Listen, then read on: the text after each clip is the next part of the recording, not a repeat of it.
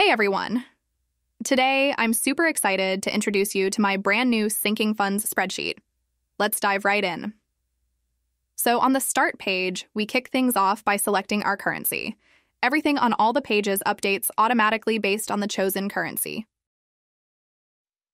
Now, let's move on to the sinking funds setup page. Here, we'll simply fill in the blanks.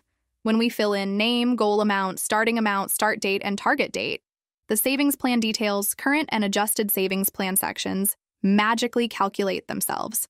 Under savings plan details, it tells us how many months it'll take to reach our goal and how much we should save each month. The current section keeps us updated on our total savings, and adjusted savings plan dynamically shows us how many months are left to reach our goal, considering our savings so far and the monthly target from here on out. Now, let's hop over to the transactions page.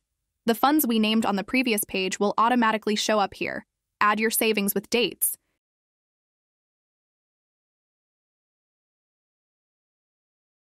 The dashboard page is pure magic. It updates automatically. You'll see pie charts for each fund, showing how much you've saved. At the top, you get totals for funds, completed and ongoing. It also shows your total savings, total left, and total goal. Now, the fun part, Savings Showcase. This page auto-generates, and you'll see the visual representation of your selected currency. It's a blast. You can visually track your goal progress with a cool progress bar. And that's it. Creating this spreadsheet was a blast, and I hope it brings you as much joy in using it. Check out the links in the video description, and don't forget to subscribe and hit the like button for future updates. Thanks for watching, and I'll catch you in the next one.